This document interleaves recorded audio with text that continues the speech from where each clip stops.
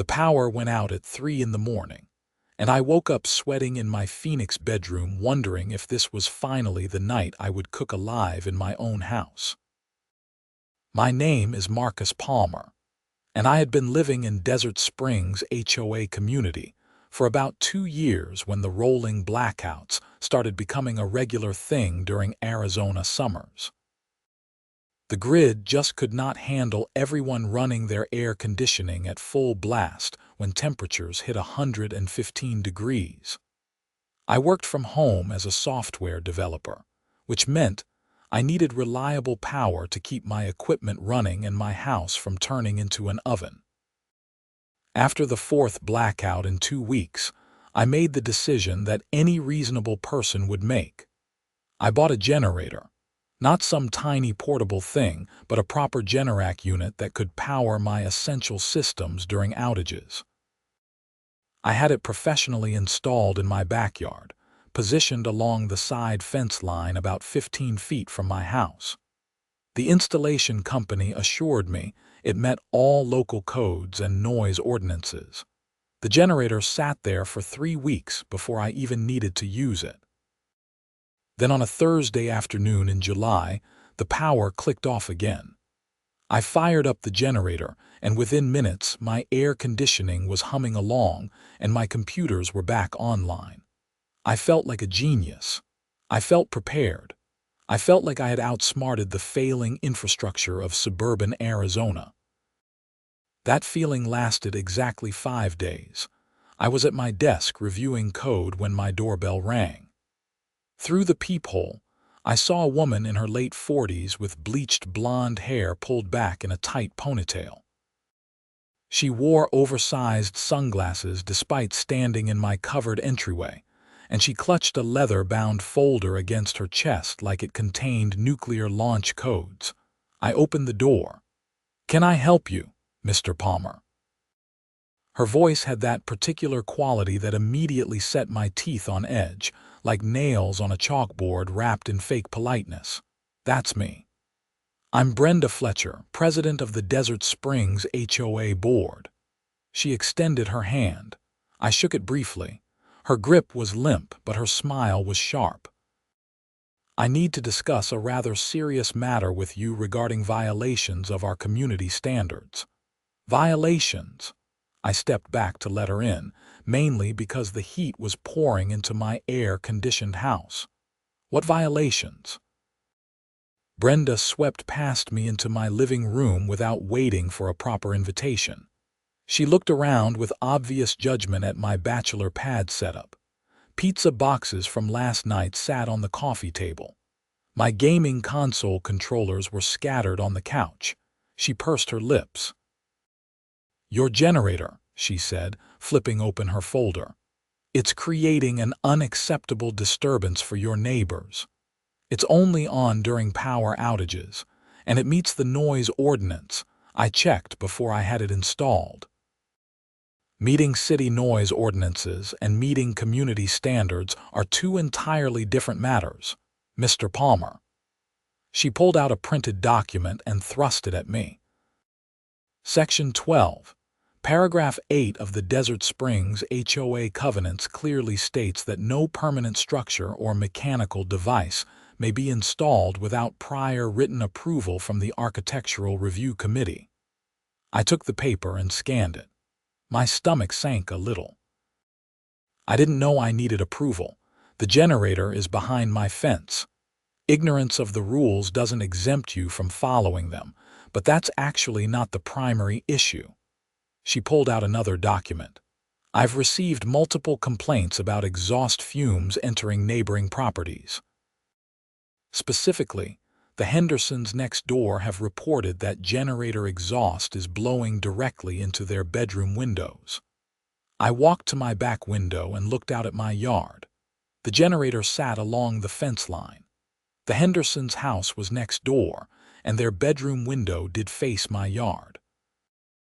When the generator ran, the exhaust would naturally blow in that direction depending on wind conditions.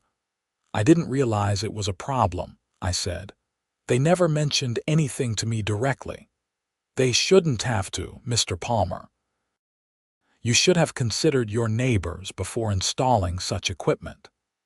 Brenda's voice took on a lecturing tone that made me feel like I was being scolded in elementary school. "The HOA board has voted to issue you a fine of $500 for the unauthorized installation, and an additional $250 for each day the generator remains in violation." $250 per day. That's insane. That's the penalty structure outlined in the covenants you agreed to when you purchased your home. She smiled again, and this time there was no attempt at warmth. "You have three options. Remove the generator entirely, relocate it to a position that doesn't impact your neighbors, or continue paying daily fines. The choice is yours." She left her documents on my coffee table and showed herself out. I stood there staring at the papers, feeling my blood pressure rising. $750 already, just like that. And another $250 for every day I did nothing. I immediately went next door to talk to the Hendersons. Jim Henderson answered, a balding man in his 60s wearing a polo shirt and khaki shorts. "Jim, hey. I just had a visit from Brenda Fletcher about my generator." Jim's expression became uncomfortable. "Oh, yeah, about that. Why didn't you just come talk to me? If the exhaust was bothering you, I would have figured something out. We did mention it to you, actually. About a week ago when we saw you getting your mail. Don't you remember?" I thought back. There had been a brief conversation by the mailboxes. Jim had said something about smelling generator exhaust. I had acknowledged it but thought he was just making conversation, not lodging a complaint. "I didn't realize it was a serious problem. I thought you were just commenting on it." Jim shrugged apologetically. "Margaret has asthma. The exhaust fumes were triggering her symptoms at night. We opened our bedroom window for air during the last power outage, and the fumes came right in. She couldn't breathe properly." My anger deflated somewhat. If his wife had a legitimate health issue, that changed things.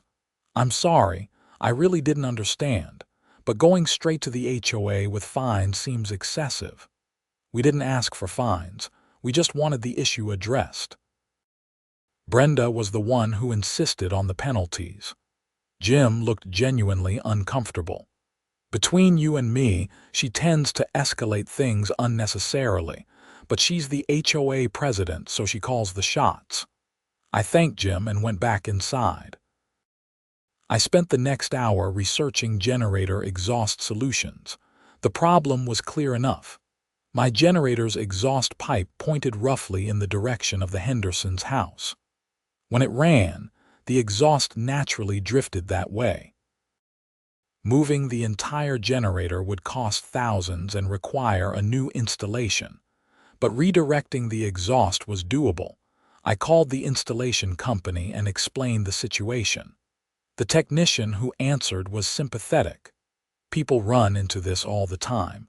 You've got a few options. Easiest is to install an exhaust extension with a directional cap. We can route it to point away from your neighbors. As long as it's not pointed at your own house or creating a hazard, you should be fine." "How much?" "Parts and labor, probably $600. We could have someone out there Monday." It was Friday. That meant 3 more days of $250 fines while I waited. I did some quick math. $750 in existing fines, plus $750 for the weekend, plus $600 for the fix. I was looking at over $2,000 because of this situation. I called Brenda Fletcher's number from the HOA contact sheet I had somewhere in my files. She answered on the 3rd ring. "Brenda Fletcher." "Brenda, this is Marcus Palmer. I wanted to let you know I'm getting the generator exhaust redirected. I have a company coming Monday to fix it." "That's wonderful, Mr. Palmer. However, the fines will continue to accrue until the work is completed and inspected." "Inspected? By who?" "The HOA must verify that the modification brings the installation into compliance. Once you've completed the work, you'll need to submit a request for inspection. The board meets Wednesday evenings. We'll review your request and schedule an inspection, typically within 7 to 10 business days. That's 2 more weeks of fines. The timeline is clearly outlined in the covenants. If you'd like to dispute the fines, you're welcome to attend our next board meeting and present your case. That's also Wednesday evening, 7 p.m. at the community center. She hung up before I could respond. I sat there holding my phone, calculating the mounting costs. Even if I got the work done Monday, waiting for inspection and approval could mean weeks of daily fines. This was clearly designed to extract maximum money from homeowners. Over the weekend, I did what any reasonable person in the 21st century does when faced with bureaucratic nonsense. I researched.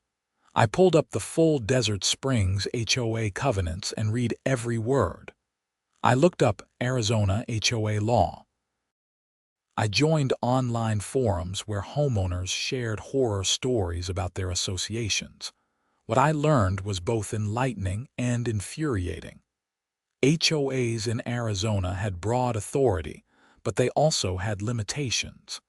They couldn't impose fines that were punitive rather than compensatory.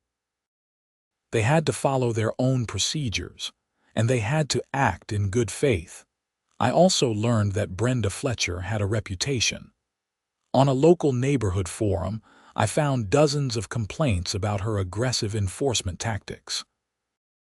She had fined people for leaving garage doors open, for having lawn decorations she deemed tacky, for parking commercial vehicles on the street even temporarily. Several people mentioned that she seemed to target specific homeowners she personally disliked. Monday morning, the installation crew arrived right on schedule. 2 guys in company uniforms inspected my generator setup and nodded approvingly at the existing installation. "Clean work," the older technician said. "Now, you want the exhaust pointed which direction?" I walked them around the yard. My property bordered the Hendersons on the right, a vacant lot on the left, and backed up to a community wash area where no houses stood. Behind my back fence was nothing but desert scrub and drainage. "Point it toward the back," I said. "Away from all the houses." They got to work. The job took about 4 hours. They installed an extension pipe and a directional cap that aimed the exhaust almost straight back, angled slightly upward to help dispersion. When they finished, they fired up the generator to test it. The exhaust plume rose and drifted back toward the empty desert. No houses in range, no neighbors to bother. Perfect. "That should solve your problem," the technician said, handing me an invoice. "And here's documentation of the work, including photos and a certification that it meets code." I paid them and immediately emailed the documentation to Brenda Fletcher, along with a formal request for inspection. Then I walked next door and showed Jim Henderson the changes. "Come here, let me show you something," I said. We stood in my yard while I started the generator. The exhaust blew away from his house, away from my house, away from any structure at all. "That's much better," Jim said, relieved. "Margaret will be happy. Thanks for taking care of it so quickly." "Of course. I'm sorry it was a problem in the first place. That should have been the end of it." The problem was fixed. The neighbors were satisfied. All that remained was the HOA inspection and hopefully a reduction or elimination of the fines, since I had resolved the issue within days. Wednesday evening, I attended the HOA board meeting. The community center was a bland stucco building near the development's entrance. Inside, about a dozen residents sat in folding chairs facing a table where Brenda Fletcher presided over 4 other board members. She wore a blazer and had her hair styled like she was running for Congress. The meeting dragged through various mundane topics: landscaping bids for the common areas, discussion of community pool hours, A lengthy debate about whether to allow political signs in yards during election season. Finally, Brenda reached my item on the agenda. Generator complaint, Lot 47, Marcus Palmer. She read from her notes without looking at me. Mr. Palmer installed a generator without architectural approval and created a nuisance for neighboring properties. Fines have been assessed. Mr. Palmer has submitted documentation of remedial work. The board needs to schedule an inspection. I raised my hand. Can I address the board? Brenda looked at me with thinly veiled annoyance. You may speak. I stood. I've corrected the exhaust issue. My neighbor Jim Henderson can confirm it's no longer a problem. I completed the work within days of being notified. I'm asking the board to waive the fines, or at least reduce them, given how quickly I resolved this. The fines are not discretionary, Brenda said. They're mandated by our covenants for violations. The covenants say fines may be assessed for violations. That's discretionary language, and the amount is described as up to $250 per day. Up to means you have flexibility. One of the other board members, an older man whose nameplate read Robert Chen, leaned forward. Mrs. Fletcher, if the homeowner has corrected the issue and the neighbor is satisfied, perhaps we could consider reducing the penalty. The rules exist for a reason, Brenda said firmly. If we start waiving fines whenever someone complains, we'll undermine the entire enforcement structure. Mr. Palmer violated the covenants. He must face the consequences. Another board member, a woman named Sarah Kim, spoke up. What if we count the days retroactively from when he was first notified? That seems fair. He couldn't have fixed it instantly. Brenda's jaw tightened. The violation existed from the day the generator was installed without approval. That was 3 weeks before any complaint was filed. I propose we assess fines for the entire period. That's over $5,000, I said, unable to keep the anger from my voice. For a generator that's only been actually used for maybe 20 hours total. Should have gotten approval first, Brenda said coolly. This is precisely why we have rules. Now, unless there are other comments, I move to schedule the inspection for 2 weeks from today and continue accruing daily fines until the inspection confirms compliance. I'd like to request an earlier inspection, I said. The work is done. There's no reason to wait 2 weeks. The inspection schedule is determined by board availability. 2 weeks is our standard time frame. Robert Chen raised his hand. I could do it this weekend. I live 3 streets over. Brenda shot him a look that could melt steel. The inspection protocol requires a minimum of 2 board members present. I'm unavailable this weekend. The vote went as expected. 3 members sided with Brenda, 2 with the more reasonable timeline.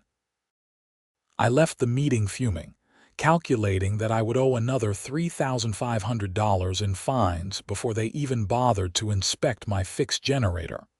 That night, I couldn't sleep. I kept running the numbers, feeling the injustice of the situation. I had fixed a legitimate problem immediately. I had been a responsible neighbor. But the HOA was using this as a cash grab, milking me for every dollar they could extract. Around 2 in the morning, inspiration struck. Or maybe it was spite. Probably both. I got out of bed and reviewed the generator documentation again. The exhaust could be pointed in any safe direction. I had pointed it toward the back, toward empty desert. But what counted as safe?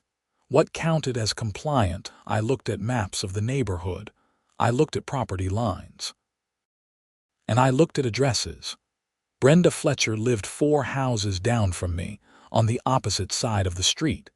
Her house backed up to the same community wash area that my property bordered. Her bedroom windows, based on the standard floor plan for her model, faced her backyard. The next morning, I called the installation company again. Hey, this is Marcus Palmer. You guys did the exhaust redirect on my generator earlier this week. I need it adjusted. The direction needs to change. The technician sounded confused. It's causing problems already. No, I just need it pointing a different direction. How flexible is the system? Pretty flexible. We used a rotating cap specifically so it could be adjusted if needed. What direction do you want? I'll show you when you get here. How soon can you come out? They sent someone that afternoon. I met him in my backyard and explained what I wanted. He looked skeptical. You want it pointed that way, toward those houses. Is there any code or regulation that says I can't? He scratched his head. As long as the exhaust isn't creating a hazard, you can point it wherever you want.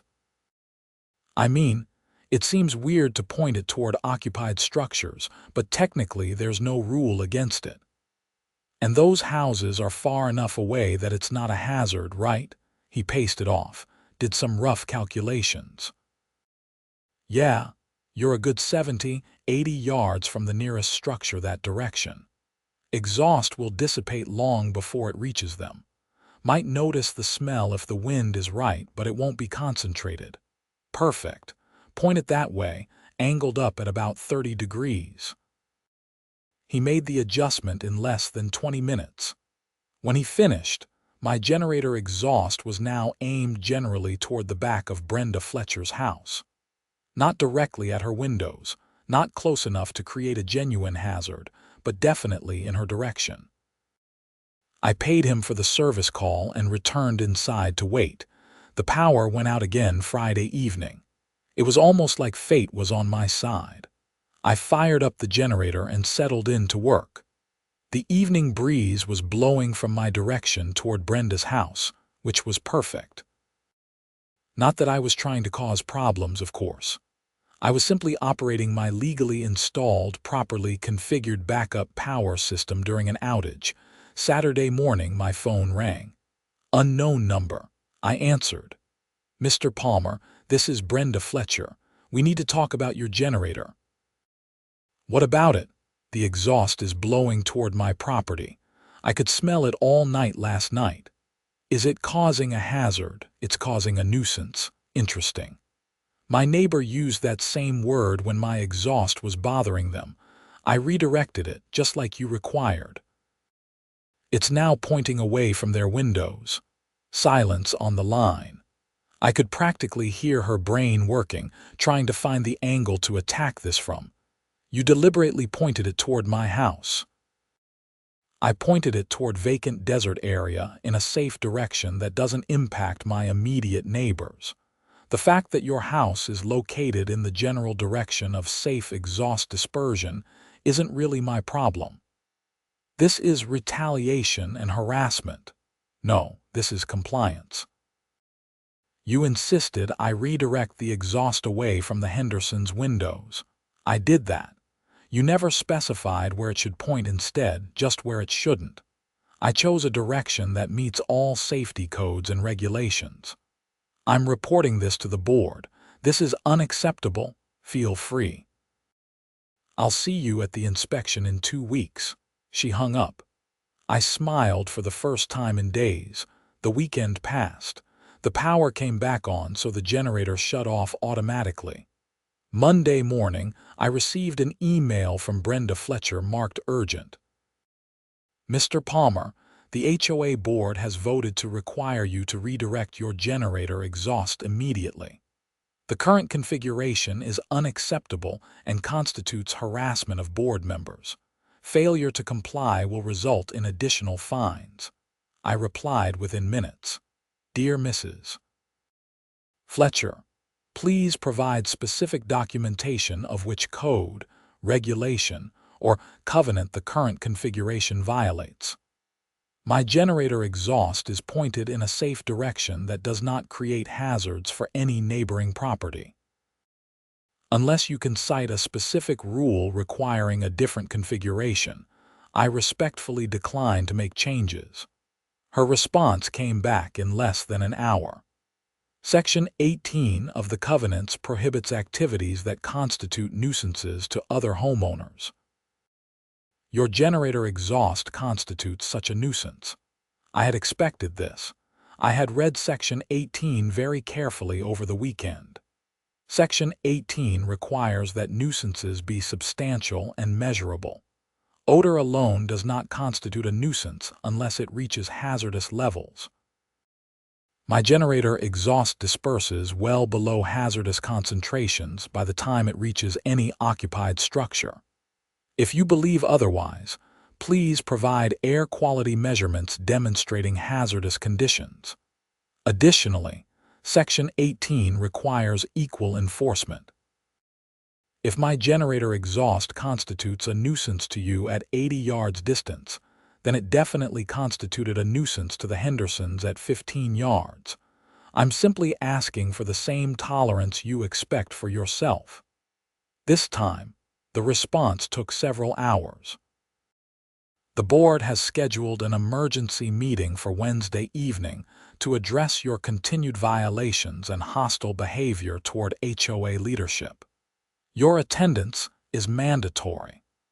I showed up Wednesday evening ready for war. I brought printouts of every relevant code, regulation, and covenant section. I brought photos of my generator installation from multiple angles. I brought wind pattern data and exhaust dispersion calculations I had found online. The meeting room was more crowded than the previous week. Word had apparently spread that there was drama. I recognized several neighbors who had come to watch the show. Brenda called the meeting to order with a tight smile that did not reach her eyes. We're here to address ongoing violations by Marcus Palmer regarding his generator installation. Mr. Palmer has repeatedly refused to comply with board directives and has deliberately configured his equipment to harass board members. I raised my hand. I'd like to respond to those accusations. You'll have a chance to speak when I'm finished. Actually, HOA bylaws say accused homeowners have the right to present their defense before any board vote. That's Section 4 of the bylaws. Robert Chen nodded. He's correct. Let him speak, Brenda. Her expression could have curdled milk, but she gestured for me to proceed. I stood and addressed the room. I installed a generator to deal with power outages. I had it professionally installed to code.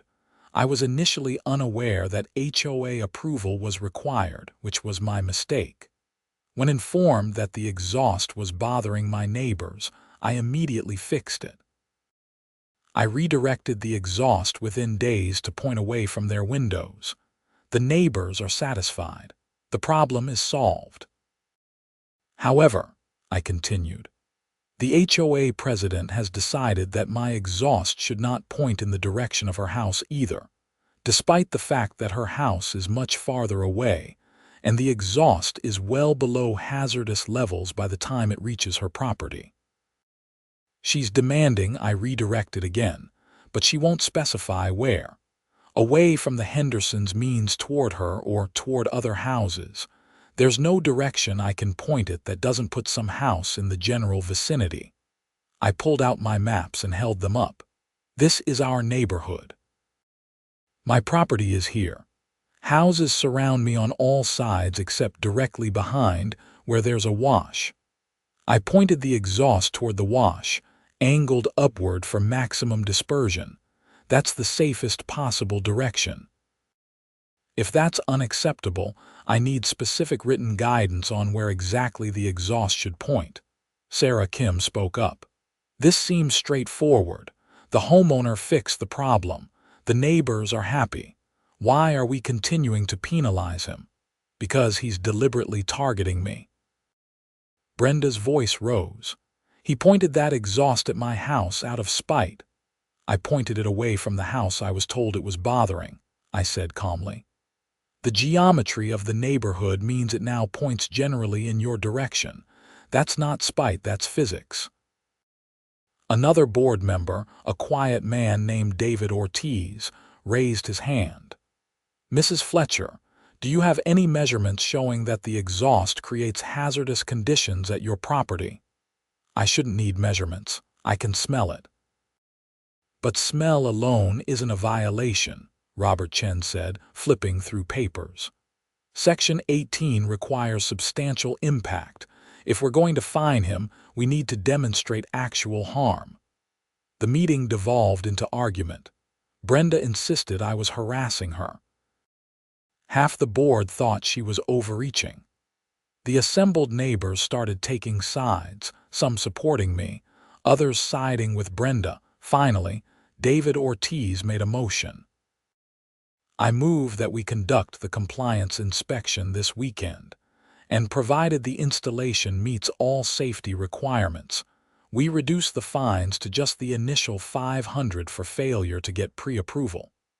The homeowner acted in good faith to correct the problem. Continued penalties are excessive. Second, Sarah Kim said immediately. The vote was 3-2 in my favor. Brenda looked like she wanted to flip the table. She gavelled the meeting closed with unnecessary force and stormed out without speaking to anyone. I left feeling victorious. $500 in fines instead of thousands. An inspection scheduled for that weekend instead of weeks away. Problem solved. That Saturday, Robert Chen and Sarah Kim showed up at my house for the inspection. They were both pleasant and professional. They examined the generator, checked the exhaust configuration, took photos, and reviewed the installation documentation. Everything looks good, Robert said. Meets code, properly installed, exhaust is pointed safely. I don't see any violations. Thank you, I said, relieved. I appreciate you both being reasonable about this. Sarah lowered her voice. Between us, Brenda has been on a power trip lately.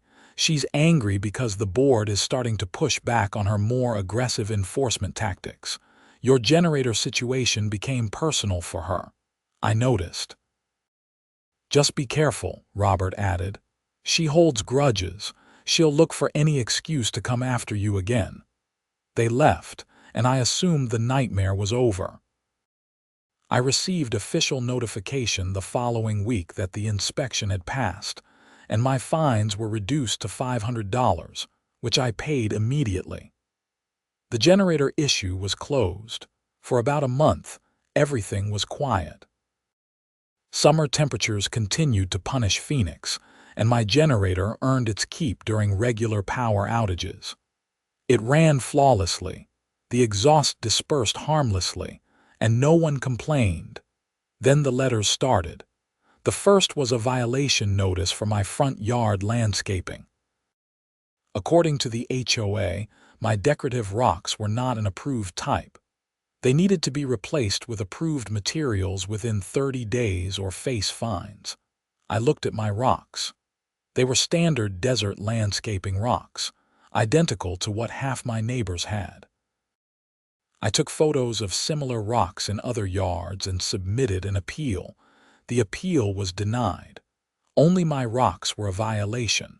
The second letter arrived a week later. My house trim needed repainting.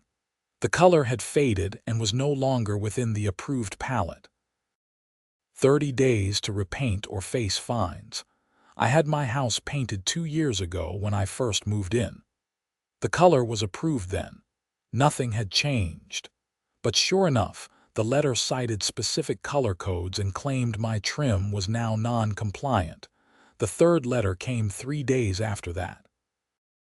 My garage door was left open for more than 4 hours on a Tuesday, which violated community standards. $200 fine. I had left my garage open while I worked in there one afternoon.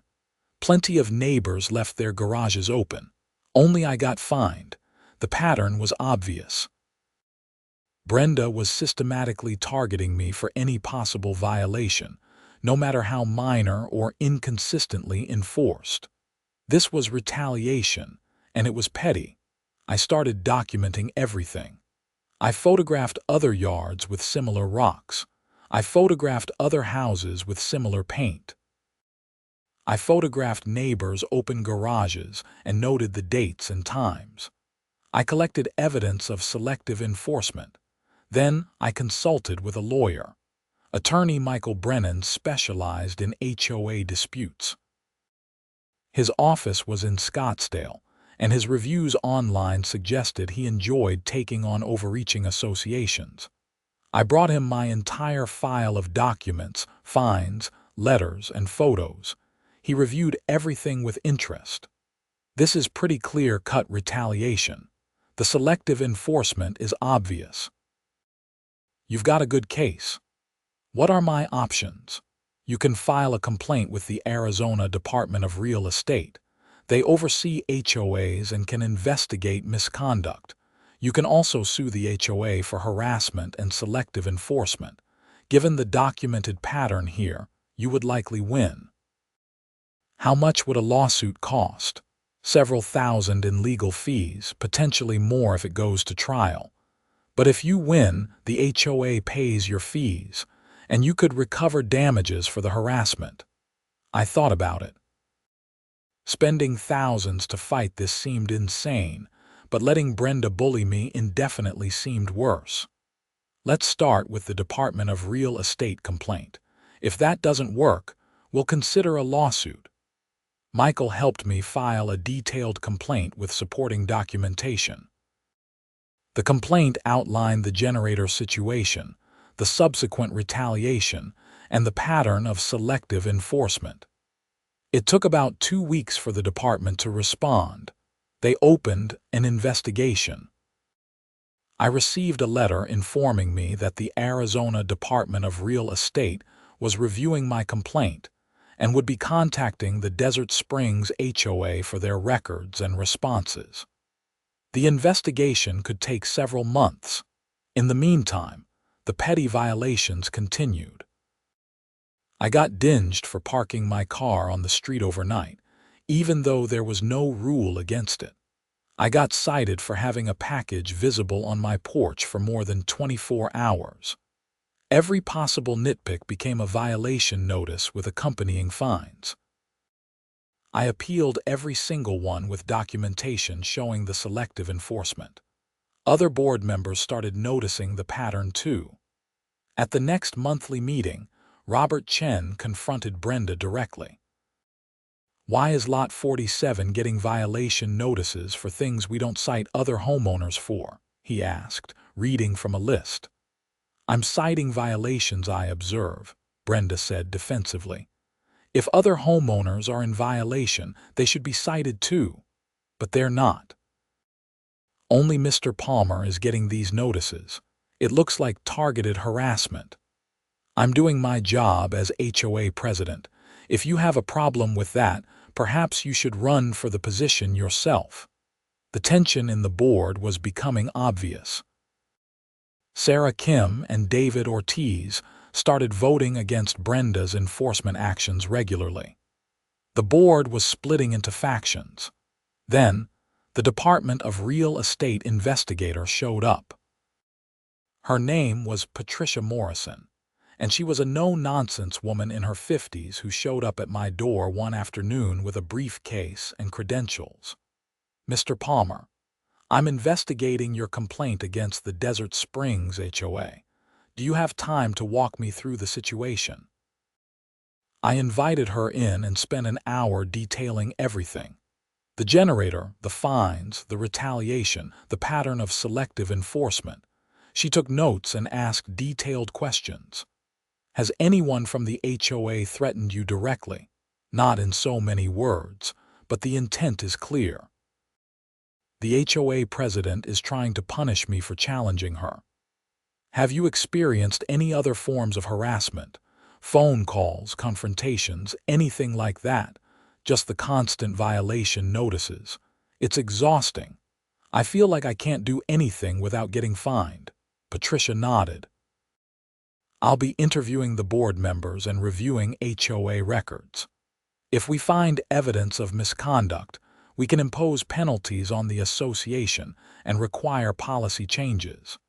She left, and I felt hopeful that someone official was finally taking this seriously. Over the next few weeks, Patricia interviewed board members, requested financial records, and reviewed years of violation notices. She was thorough. Other homeowners started coming forward with their own stories of Brenda's overzealous enforcement.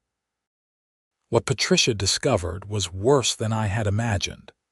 It turned out that Brenda had been collecting fines from homeowners for years, but the money was not always making it into the HOA accounts. Small amounts here and there, inconsistencies in the financial records, cash payments that disappeared. The total was over $30,000. Brenda had been embezzling from the HOA. The investigation expanded. The Department of Real Estate brought in forensic accountants. They subpoenaed bank records. They interviewed the HOA's management company. The picture became clear. Brenda had been skimming fine payments for at least 3 years, covering her tracks with creative bookkeeping. My generator fines were part of the scheme. She had been trying to extract as much money as possible from me, knowing that a portion would never be reported to the HOA and would go straight into her pocket. The HOA board held an emergency meeting when the preliminary findings came to light. Brenda was immediately suspended from her position. Robert Chen took over as interim president. The board hired a lawyer to review their options. Then the police got involved. Embezzlement over $30,000 was not just an HOA matter. It was criminal. Detective Angela Reyes from the Phoenix Police Department White Collar Crime Unit contacted me as part of their investigation. "Mr. Palmer, we understand you filed the initial complaint that led to uncovering this embezzlement scheme. We'd like to get your statement for our criminal investigation." I met with Detective Reyes and provided everything I had. She was particularly interested in the fine amounts and payment methods. "Did you pay your fines by check?" "Yes, made out to the HOA." "Good. We're finding that some homeowners paid cash at Mrs. Fletcher's insistence, and that money was never deposited. Your check payments create a paper trail that helped us establish the discrepancies." The criminal investigation moved faster than I expected. Within weeks, they had enough evidence to charge Brenda Fletcher with multiple counts of theft, fraud, and embezzlement. She was arrested at her home one morning and charged. The local news picked up the story because HOA corruption was apparently newsworthy. I watched the coverage with a mixture of satisfaction and disbelief. The woman who had made my life miserable over a generator was now facing years in prison for stealing from her neighbors. The HOA held a special election for a new president. Robert Chen ran unopposed and won easily. One of his first acts was to review and reduce many of the excessive fines Brenda had imposed over the years. He refunded money to homeowners who had been victims of selective enforcement, including me. He also implemented new policies requiring board oversight on all fines above a certain amount and mandatory financial audits every year. My $500 generator fine was refunded entirely. The HOA even apologized formally in a letter signed by the new board, acknowledging that the situation had been handled improperly from the start. The Hendersons invited me over for dinner one evening as a peace offering. Margaret thanked me for redirecting the exhaust and apologized for the whole mess. "We never wanted you to go through all that," she said. "We just needed the fumes away from our window." "I know," I said. "It worked out in the end. The real problem wasn't the generator, it was Brenda." "She was awful," Jim agreed. "We're glad she's gone. The neighborhood is already better without her." Brenda Fletcher's trial took place about 8 months after her arrest. I attended as a witness and watched her defense attorney try to argue that the bookkeeping errors were unintentional.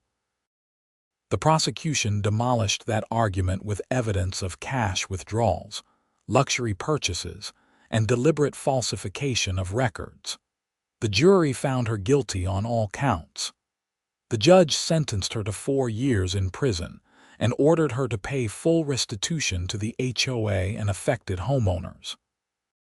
Standing in that courtroom, watching her led away in handcuffs, I felt a strange sense of closure. None of this would have happened if she had just been reasonable about my generator, if she had worked with me instead of trying to punish me, if she had not let her need for control and extra money corrupt her position. My generator still sits in my backyard, running smoothly during power outages. The exhaust now points toward the wash again, the direction I originally chose. No one complains. No one sends violation notices. It just works. The Desert Springs HOA is functioning better than it has in years, according to neighbors who have lived here longer than me. Robert Chen runs meetings efficiently and fairly. Fines are rare and reasonable. People actually like their HOA now, which apparently is unusual. I still work from home, still deal with Arizona heat and occasional blackouts. But now when the power goes out, I fire up my generator without worry, without fear of petty retaliation or excessive fines, without dealing with a vindictive HOA president who let a little authority go to her head. Sometimes I think about how this all started over exhaust fumes and a direction I pointed a pipe. Such a small thing that spiraled into fraud investigations, criminal charges, and prison time. But that is what happens when people abuse power. Eventually, someone pushes back. Eventually, the truth comes out. My neighborhood is quieter now in the ways that matter. Less drama, less tension, less fear of arbitrary enforcement, more cooperation, more reasonableness, more actual community. The HOA is what it was supposed to be all along. A group of neighbors working together to maintain property values and common areas, not a weapon for petty tyrants to wield against anyone who questions them. I learned a lot through this experience. I learned to read every document before signing it. I learned that HOA covenants are not absolute law and can be challenged. I learned that documentation is everything when dealing with bureaucratic abuse. And I learned that sometimes the best revenge is simply being right and having the patience to prove it. My generator hums along during outages, keeping my house cool and my computers running. The exhaust disperses harmlessly into the desert air, bothering no one, violating nothing. It is exactly what I wanted when I bought the thing in the first place. And somewhere in an Arizona state prison, Brenda Fletcher is learning that stealing from your neighbors and abusing your authority has consequences far worse than any HOA fine she ever imposed. Her petty tyranny over generator exhaust and landscaping rocks cost her freedom, reputation, and years of her life. I occasionally see Jim Henderson at the mailbox, and we chat like normal neighbors do. No tension, no complaints, no HOA drama hanging over us. Just two guys living on the same street, dealing with the same Arizona heat, being reasonable human beings to each other. The irony is not lost on me that Brenda's obsessive need to punish me for my generator led directly to her downfall. If she had just let it go after I fixed the exhaust problem, none of the rest would have happened. The investigation would never have started. Her embezzlement would have continued undetected. She would still be HOA president, still collecting her illicit cash payments, still making everyone's lives miserable. But she could not let it go. She had to retaliate. She had to make an example of me, and in doing so, she made herself an example instead. An example of what happens when petty authority corrupts absolutely. My property is in full compliance with all HOA rules now, not because I am afraid of fines, but because the rules are now reasonable and fairly enforced. When I do get the occasional notice about trimming a bush or moving a trash can, it comes from a board that treats all homeowners equally and gives reasonable timeframes for compliance. The community pool parties happen again. The neighborhood feels like a neighborhood instead of a police state. Kids play in the streets without their parents worrying about violation notices for chalk drawings on the sidewalk. Robert Chen stopped by my house a few months after taking over as president. He wanted to personally apologize for everything that had happened and thank me for standing up to Brenda. "You probably saved this HOA," he said. "If her embezzlement had gone on much longer, we would have been in serious financial trouble. The legal costs alone could have bankrupted us. You forcing the issue when you did actually protected everyone's property values." I had not thought about it that way. I was just defending myself against unfair treatment, but he was right. Exposing corruption early is always better than letting it metastasize. "I just wanted to run my generator in peace," I said. He laughed. "And now you can. That's how it should be." We shook hands and he left. I went back inside to my air-conditioned house, powered by reliable electricity from the grid. The generator sat silently in the backyard, waiting for the next outage, ready to do its job without drama or complications. That is really all I ever wanted. A backup power system that worked when I needed it. It should not have been complicated. It should not have resulted in investigations and arrests and trials. But when someone makes everything complicated for their own benefit, sometimes the only solution is to expose the complication for what it really is. The Arizona summers continue to be brutal. The power grid continues to struggle under the load. My generator continues to be essential infrastructure for my home office. But now it is just another piece of equipment in my yard, unremarkable and uncontroversial. I have lived in this house for over 3 years now, and I plan to stay for many more.